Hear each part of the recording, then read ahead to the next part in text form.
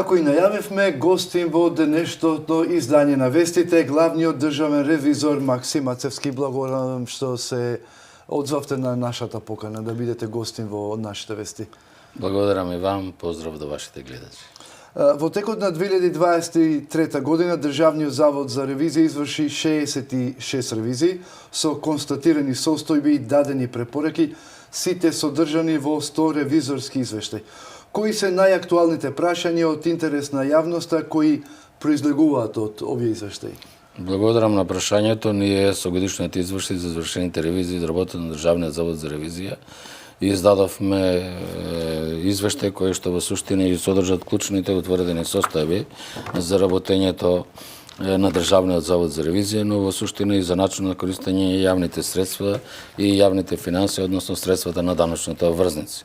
Ако забележите на самиот почеток на годишниот извештај во моето обраќање, се осврнува на капиталните инвестиции и укажувам вредноста дека самите капитални инвестиции има додадена вредност, доколку обезбедат навремени, квалитетни и континуирани услуги за граѓаните на нашата држава, и тоа упатува дека клучно прашање кое што се осврнува во годишниот извештај за работата на Државниот завод за ревизија и начинот на користење на јавните средства во делот на капиталните инвестиции, каде што свесни сте дека во преходниот период испадна и беше објавен самиот конечен ревизорски извештај, каде што како Државен завод за ревизија, односно како врховна ревизорска институција, имаме сериозни укажувања за начинот на користење и начинот на управување со капиталните инвестиции, укажуваме за последиците кои што настануваат, за несериозниот пристап во начинот на управување со даночните средства, но и последиците во делот на оно што значи губење на грантови и плаќање на казнени пенали и споредни трошоци во делот на неповлечените кредити. Исто така, објавуваме ревизорски извештаи кои што се од областа на ревизијата на успешност, тоа се однесува на начинот на користење или задржување на високообразовните кадри во нашата држава, начинот на поврсување на услугите или давање услуги на граѓаните по електронски пат. Потоа имаме ревизии кои што се однесуваат на користењето на минералните суровини и така натаму. Со еден збор, сеопфатни информации за начинот на користење, даваме информации за ревизијата на буџетот на државата, даваме информации за буџетот на Фондот за здравствено осигурување, за буџетот на Фондот за пензијско инвалидско осигурување, за Агенцијата за вработување и така натаму. Со еден збор, целокупното работење на Државниот завод за ревизија може да го пресликаме или да го објасниме во првите 7 страни од годишниот извештај, каде што во суштина постапувајќи согласно меѓународните стандарди НИНТО-САИ 512, додадена вредност од работата на врховната ревизорска институција и правење разлика во животот на граѓаните, искажуваме повеќе индикатори за нашето работење, со кои што кажуваме дека како врховна ревизорска институција даваме силна поддршка и препораки за начинот на користење јавните средства, даваме информации за степенот на неуплатени средства во буџетот на државата, даваме информации за степенот на неуплатените средства во буџетот на општините, даваме информации за жал за незаконското користење на средствата, кое што исто така е висок износ, даваме информации за неправилностите во доделувањето на договорите за јавни набавки, даваме информации за степенот на изгубените грантови кои што меѓународните донатори не ги дали, а во суштина надлежните органи не можеле или не знаеле да ги искористат и како такви сме ги изгубиле. Даваме информации за платените провизии, за неповлечените средства од кредити и така натаму и повеќе други информации. Во делот на оно што значи за видовите на ревизиите, даваме информации за целите за одржлив развој, како ревизија на успешност заедно со Врховната ревизорска институција на Србија спроведовме паралелна ревизија која што спроведовме ревизија на подготвеноста на државата за спроведување и имплементација на целите за одржлив развој. Морам да истакнам дека Државниот завод за ревизија е носител на активностите во паралелната ревизија со Врховната ревизорска институција на Албанија и Врховната ревизорска институција на Косово во делот на што значи ефектите и подготвеноста на државата да помогне за таблирање на руралната жена на пазарот на труд. Исто така, за прв пат во историјата на Државниот завод за ревизија имавме можност како Врховна ревизорска институција да го презентираме овој конечен ревизорски извештај пред самите ревизорски активности во организација UN Women во седиштето на Обединетите нации. така да давам информации за изразените ревизорски мислења. Морам да кажам дека и понатаму имаме ревизорски мислења кои што превладуваат со негативно мислење или воздржување давање на мислење што упатува на начинот на подготвување на финансиските извештаи, на начинот на користење на јавните средства. Давам информации за висината на ревидираните јавни приходи и јавни расходи на наше општо задоволство. Тие се зголемени процентот на фатени ревидирани јавни приходи и јавни расходи. Давам информации за степенот на преземените мерки, подадените препораки од страна на Државниот завод за ревизија, имајќи предвид дека во суштина оваа година имавме и парламентарни и председателски избори. За жал, степенот на преземени мерки, подадените активности во споредба со претходните години е намален, меѓутоа сепак задоволува. Даваме информации за транспарентноста на Државниот завод за ревизија, кое што морам да кажам дека Државниот завод за ревизија со преземените активности, донесената стратегија за комуникација со засегнатите страни во суштина представува лидер во регионот и пошироко. Морам на задоволство да истакнам дека во суштина на Врховната ревизорска институција на нашата држава представува пример за другите врховни ревизорски институции. Даваме подршка на други врховни ревизорски институции, го пренесуваме нашето знаење во начинот на детектирање на засегнатите страни, во начинот на комуникација со засегнатите страни, со медиумите и други засегнати страни. Даваме информации за присутноста на Државниот завод за ревизија на социјалните мрежи, каде што навистина представуваме институција за пример, вклучувајќи и повеќе држави во Европската унија, каде што предначиме во таквиот пристав. Ако и погледнете само бројот на посетеност на веб страната во 2020, кога сме имале 48.000 посети, во 2023 година сме имале 144.000, тоа значи зголеменост од 1:3. Ако ги погледнеме податоците со кои што располагаме во овој момент за посетеността на веб страната заклучно со 6 месец 2024 година се движат некаде околу 111.000, тоа укажува дека ние за 6 месеци веќе 2022 година сме ја надминале за цела година и така натаму. Ако и погледнеме податоците за присутност на Државниот завод за ревизија во медиумите, во порталите, во давањето изјави во медиумите и така натаму, предничаме како институција. Ако се споредиме со други држави во регионот, вклучувајќи и други држави во Европската унија, констатираме дека сме лидери во повеќе области во кои што во суштина сакаме нашиот производ, односно информациите содржани во конечниот ревизорски извештај да дојдат до даночните обврзници, до пошироката јавност, бидејќи има една изрека која што се практикува во сите американски држави, судот на јавноста е најголем суд без разлика што надлежниот суд ќе донесе соодната пресуда. И само ќе ми дозволите уште една информација, она што е најинтересно, што би требало да бидат загрижени сите надлежни органи кои што се наведени во овој преглед, а тоа е степенот на искористени кредити и земени заеми, каде што даваме информација за висината на заемот и кредитот, степенот на искористеност на таквите кредити, каде што имаме да речеме искористеност некаде 100%, меѓутоа имаме искористеност 46%, имаме искористеност 17%, 22%, што е тоа жалосно, и на крај истакнуваме за висината на платените казнени пенали. Во суштина очекувам актуелната извршна власт сериозно да ја погледне овој информации и да преземе активности во делот на утврдување на причините за ваквата состојба и преземање мерки за подобрување на квалитетот и знаењето на единиците за управување со инвестиционите проекти, бидејќи навистина ова е жалосно што се случува. Слушајќи ве, констатирам дека се работи за една обемна операција со голем зафат. Како институција, колку имате капацитет кадровски да ги решите сите овие? За жал човечките ресурси не се на соодветно ниво. Морам да кажам дека во периодот кога ја преземав институцијата да раководам со истата, имајќи во предека во преходниот период 21 година бев вработен во Државниот завод за ревизија и овие сега наредни неколку години како главен државен ревизор. Имавме состојба на вработени каде што приближно изнесуваше 80, меѓутоа во овој момент имаме 120 вработени, не вклучувајќи го бројот на вработени кои што замина од институцијата и бројот на вработени кои што се пензионирани. За овој период можам да кажам дека имаме преку 40 вработувања, што не е мала бројка, меѓутоа не задоволува со однос на она што имаме потреба, бидејќи потребна број на вработени е преку 250 вработени.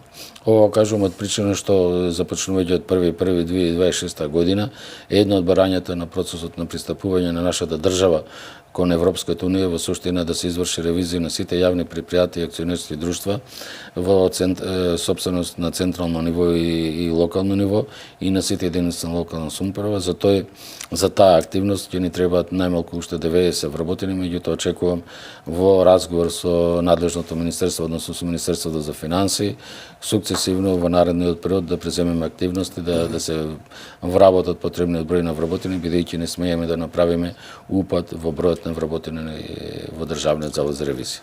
Кога веќе зборуваме за вработеност, тоа би требало да биде некој стручен кадар.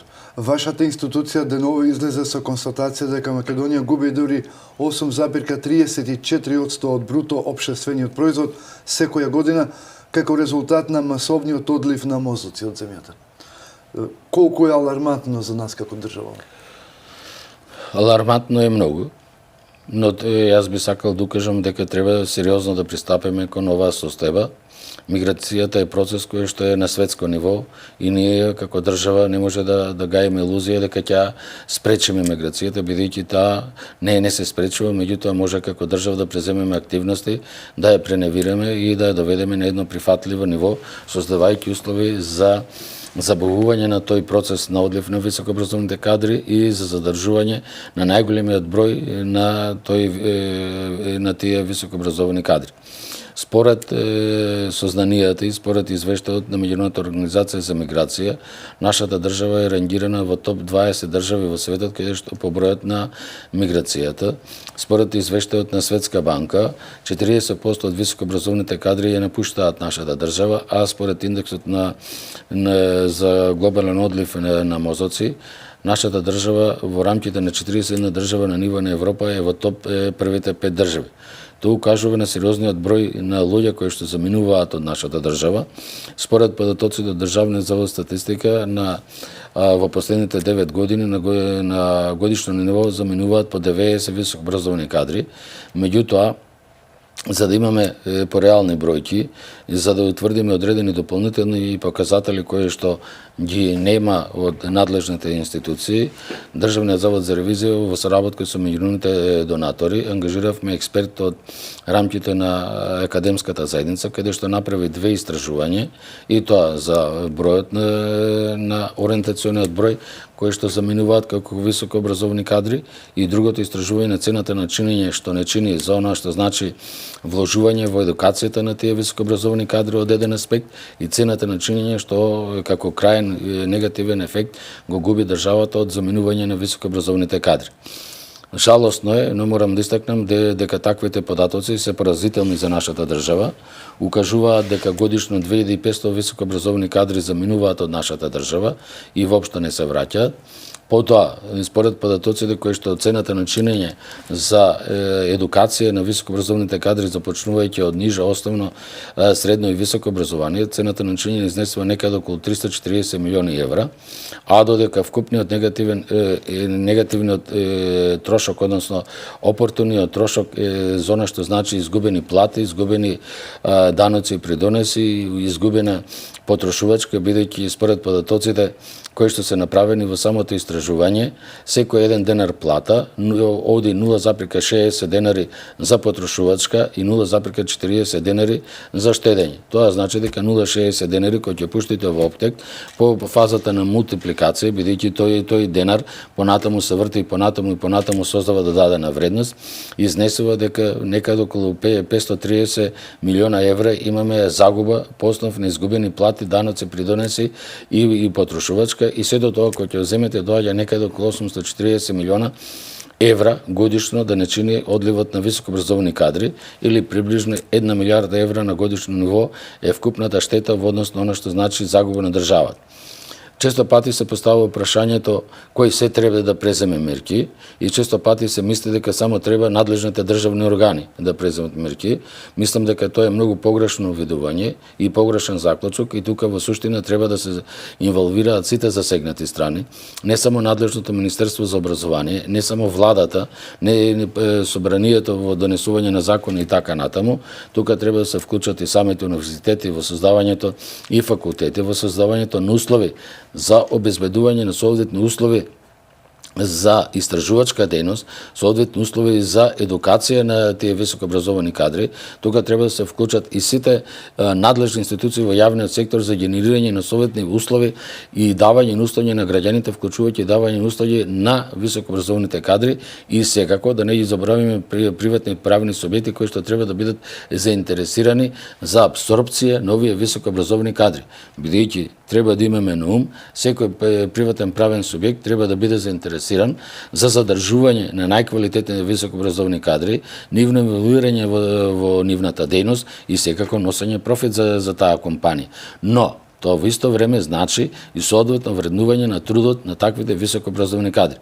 Погледнете што ни се случува во делот на високообразованите кадри од областта на информатиката. Ние како држава во суштина не изградивме политики и мерки во јавниот сектор за задржување на информатичарите. Погледнете што направи приватниот капитал и што направија приватните компании од меѓународната заедница. Не ги абсорбираа сите најквалитетни високообразовани кадри во делот на информатиката. Во суштина ние не сме свесни дека треба да направиме прилагодување на пазарот на трудот и да обезбедиме соодветно вреднување на трудот на таквите кадри. Ќе ве молам само ако може да довршам. Во истото време сакам да укажам дека истото тоа се однесува и на државните ревизори, истото тоа се однесува и на внатрешните ревизори, се однесува и на сметковителите и така натаму. И на сите останати професии за кои што треба долгогодишна едукација и создавање на такви профилирање на такви кадри. Вие не може да создадете државен ревизор, да создадете сметководител во јавниот сектор доколку не вложувате постојано, континуирано и не обезбедите соодветно негово вреднување. Што се случува во овој момент во системот на наградување на платите? Вработен во Министерството за финансии раководител на сектор, подеднакво е вреднуван, освен ако не иземеме овие 30% дополнување на со нивниот колективен договор, подеднакво е вреднуван со раководител на сектор во општина Пласница. Секој земам пример, без да се навредат колегите од општината Пласница, меѓутоа, обемот и квантумот на работа во таа единица на локална самоуправа која што има не повеќе од 3000 жители и обемот и квантумот на работа на еден раководител на сектор во Министерство за финансии кој што има клучна улога во нашата држава и општеството, не може да биде подеднакво вредно. Мора да направиме систем на вреднување според резултатите и според работните обврски. И дали сега сите овие чинители во државата кои треба заедно да работат да го поправат ова, ги имаат овие препораки? Сите чинители ги имаат овие препораки. Вие знаете дека конечниот ревизорски извештај е јавно објавен, јавно достапен. Мислам дека се направи најголема присутност на овие информации во медиумите, во пишаните портали, електронските портали или така натаму. Мислам дека за овој извештај веќе втора недела континуирано се зборува низ медиумите. Втора недела како главен државен ревизор веќе присуствувам во повеќе телевизии и укажувам и мислам дека сето ова, мислам дека треба да крајно време да се свати не само од јавниот сектор, него треба да се свати од приватниот сектор, бидејќи ако вие имате приватна компанија, се занимавате со информатика и вие задржите еден високо образован кадар кој што во суштина го бара и меѓународна компанија, вие треба да бидете свесни дека во суштина барем приближно еднакво треба да му парирате на меѓународната компанија со она што значи наградување. Еве да ви кажам искрено, мојот син е информатичар. Тој работи од дома и заработува далеку повеќе од она што јас заработувам. Така да државата и надлежните органи и приватните компании и сите засегнати страни во суштина треба да се запрашаме што е тоа што треба да го направиме, што е тоа што треба да создадеме квалитетни услуги на граѓаните во јавниот сектор и што е тоа што направиме во реформа на системот на плати, бидејќи секој на крајот на криштата се запрашува а колку јас заработувам. Така. Господин Цевски, вашата институција соработува со собранието и во овој дел би сакал да ве прашам во која насока може да се зајакне оваа соработка за разгледување на ревизорските извештаи? Јас морам да истакнем благодарност до сегашниот период за одличната и професионална соработка со собранието. Знаете дека на 21 октомври 2022 година го подпишуваме меморандумот за соработка помеѓу собранието и Државниот завод за ревизија. Од тој период интензивно почнавме да соработуваме и да се одржуваат настани. Јас можам да се навратам на неколку активности, каде што да речеме на 14.3.2023 година беше раздаден годишниот извештај за работењето на Државниот завод за ревизија за 2021 година, каде што имавме одлична дискусија и во Комисијата за финансирање и буџет и во пленарната седница. Секој годишен извештај започнувајќи од 2020 до сега е усвојуван едногласно. Има одлични заклучоци кои што се донесени и кои што се однесуваат на субјектите предмет на ревизија. Потоа да кажеме дека на 3.4.2023 година сме имале работилница со парламентарната буџетска канцеларија и парламентарниот институт. Потоа на 12, 13 и 16 октомври 2023 година се сеќавате имавме расправа во Комисијата за финансирање и буџет за конечните ревизорски извештаи за јавната здравствена установа онкологија, каде што за жал таквите заклучоци не поминаа на пленарна седница. Искрено верував дека ќе се смокне сили да се расправа на пленарна седница. Потоа на 18 и 19 октомври 2023 година имавме работна средба со членовите на Комисијата за финансирање и буџет, каде што разговаравме за конечниот ревизорски извештај за основен буџет. Потоа во текот на 15.11.2023 година повторно се раздадуваше годишниот извештај за работењето на Државниот завод за ревизија за 2022 година, каде што на моје лично задоволство и на задоволство моите вработени, за што искажувам огромна благодарност за вработените и мојот тим во Државниот завод за ревизија. Во рамките на разгледувањето на овој годишен извештај имаше уште 4 други ревизорски, односно годишни извештаи. За жал, тие годишни извештаи поминаа за 15 минути без никаква расправа. За извештајот на Државниот завод за ревизија се расправаше некаде повеќе од 4 часа, имаше повеќе од 34 дискутанти и повторно тој годишен извештај се донесе едногласно. Силно верувам дека и овој годишен извештај кој што стои пред нас, кој што се несува за 2023 година, ќе биде предмет на разгледување. Јас веќе разговарав со претседателот на Комисијата за финансирање и буџет со господјата Лукаревска да биде предмет на дискусија. Очекувам дека во наредниот период ќе биде ставен на разгледување.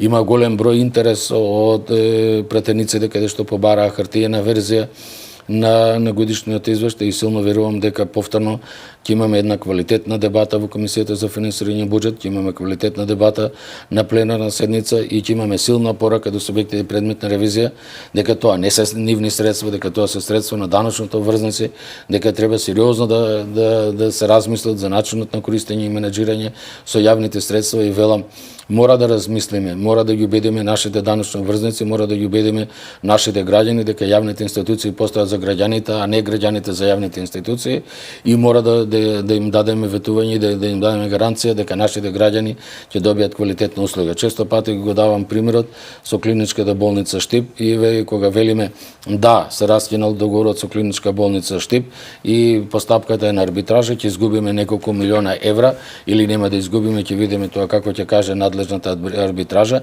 Меѓутоа не е само финансиските средства, мора да ги гледаме пошироко работите. И го поставуваме прашањето. Дали имаме клиничка болница во Штип? Немаме. Дали имаме квалитетна здравствена услуга на граѓаните Источна Македонија? Немаме.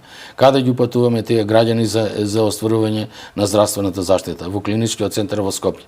Дали имаме дополнителен прилив на граѓани на клиничкиот центар во Скопје? Да, имаме. Дали постојниот лекар во било која област? Дали е онкологија, дали е радиологија, дали е трансфузија, не знам било која област, да не ги наведувам сите области од областа на медицината, дали тој лекар сега ако требало да прегледа во текот на денот 10 пациенти, треба да прегледа 15? Да. Дали тоа значи намалување на времето кое што треба да го посвети за еден пациент? Да. Дали тоа влијае на квалитетот на здравствената услуга? Да. Тогаш е крајниот ефект значи послаба и понеквалитетна здравствена услуга на сите граѓани во нашата држава. Тоа е крајниот ефект. Освен финансиските средства, значи и квалитетот на здравствената услуга. Погледнете го конечниот ревизорски извештај за магнетен резонанс. Во 2027 година имаме 7 магнетни резонанси, 7 компјутери. Во 2023 година имаме 14 магнетни резонанси, односно 14 компјутери. За тие 7 компјутери државата издвоила 13 милиона и 500 евра средства од даночните врзници од буџетот на државата. Бројот на извршени прегледи во 2017 година и бројот на извршени прегледи во 2023 година е ист. Тоа значи, напразно во ветар сме дале 13 милиона и 500 илјади евра средства на даночните врзници за нешто што не сме го остварили. Односно, не сме дале квалитетни здравствени услуги на граѓаните. Дали вие како граѓани ќе се чувствувате задоволно ако го чекате резултатот од снимањето на магнетна резонанса да го биете за една недела, да го биете за 3 месеци или да го биете за 399 дена, како што има утврдено државната ревизија. Мислам дека е тоа сериозен податок, мислам дека е тоа жалосна состојба и мислам дека сите надлежни министерства и чинители во јавниот сектор треба да се запрашаат. А што тоа ние правиме да нашиот граѓанин се чувствува задоволен, да нашиот граѓанин се чувствува сигурен во делот она што значи остварување неговите права. И за на крај, кои се приоритетите на кои ќе се фокусирате како институција во наредниот период, како Државен завод за ревизија? Видете, нашите приоритети во суштина е чувар на јавните средства. Тоа е нашето лого кое што секогаш го кажувам. Ние мора да пратиме силна порака до нашите даночни врзници дека има врховна ревизорска институција, дека има институција во јавниот сектор која што е најтранспарентна, најдобра и која што има најдобри резултати остварено во националниот систем за интегритет. Мора да веруваат граѓаните дека има некој кој што го ревидира начинот користење на нивните даночни средства и мора да веруваат дека има институција која што се грижи за нивните услуги, кој што ќе каже на кој начин и како се користат даночните средства. Мора да работиме во делот на превенцијата на корупцијата и мора да работиме во начин на управувањето со јавните финанси. Нашето постапување уредено со стратешките документи. Имаме повеќе стратешки документи, меѓу кои што е стратегијата за развој на Државниот завод за ревизија, во делот она што представува определување на наши стратешки цели во визијата во наредниот период. Во делот на утврдување на субјектите предмет ревизија имаме упатство за стратешко планирање, имаме упатство за планирање на ревизиите и секого тоа се она што значи усагласување на нашето работење со целите за одржлив развој, усагласување со нашето работење со целите на Сигма, бидејќи секоја година представуваме предметна евалуација од страна на Сигма и она што значи наш приоритет. Превенција на корупцијата, давање совет за начин на користење на јавните средства и она што значи давање совет за начинот на користење и управување со капиталните инвестиции, бидејќи чувствуваме дека тука имаме најслаби резултати како држава. Значи, вие ја имате направено вашата работа, обемна работа, констатирани состојби, да се надевам дека државните чинители ќе ги земат предвид па да ги поправат тие аномалии кои се наоѓаат во вашиот извештај. Јас верувам дека и законодавната извршната власт ги преземат потребните мерки и силно верувам дека и надлежното јавно обвинителство со кое што имаме одлична соработка ќе ги земат во предвид и сите овие укажувања, бидејќи кога зборуваме со останатите соговорници, силно секогаш кажувам дека нашата улога во суштина секогаш треба да биде превентивна и секогаш треба да преземеме превентивни активности со цел да ги смениме начинот на размислување, начинот на управување на користењето на средствата, но за оној дел, мал дел, што во суштина не ќе успеат да се трансформираат, не ќе успеат да го сменат својот мајндсет на размислување, секако и тука јавното обвинителство кое што за сите конечни ревизорски извештаи кои што ќе бидат доставени, за кои што ние ќе изразиме сомнеш да ги истражат и да ги докажат таквите несоодветни постапувања, а надлежните судови да изречат соодветна мерка во која што секако ќе биде, се надевам, не репресивна, него воспитна, бидејќи ние мора да покажеме дека во суштина функционира системот на правда, функционира судството, функционира јавното обвинителство и морам да кажем, повторно велам, ние имаме одлична соработка со јавното обвинителство. Ако во 2020 година не можевме да добиеме податоци за степенот на преземени мерки по доставените конечни ревизорски извештаи, во 2024 година добивме информации во рок од 5 дена, што значи досега не се случило таква брзина и ефикасна реакција на јавното обвинителство. Од она што добиени податоците за преходните 3 години, степенот на прифатени конечни ревизорски извештаи за кои што се води истрага или се докажани веќе одредени сомнежи кои што ги изразил Државниот завод за ревизија изнесува 85%. Додека за годишната програма и доставените годишни конечни ревизорски извештаи до јавното обвинителство согласно годишната програма за 2023 година, за од 11 конечни ревизорски извештаи добиени повратни информации, 10 конечни ревизорски извештаи се прифатени и постапуваат. Тоа значи степен на неприфатеност или квалитет на работа на Државниот завод за ревизија повеќе 95%, што укажува на високо професионален однос на вработените во Државниот завод за ревизија, за што јас повторно искажувам благодарност, а верувам дека надлежните органи и државата ќе има слух и разбирање за вреднување на нивниот труд, за создавање на соодветни услови за работа и соодветно етаблирање во општеството и поширок. Господин Цевски, благодарам многу за вашето време и што бевте гостин во вестите на Собранискиот канал. Благодарам и вам, ви посакувам успех во работата.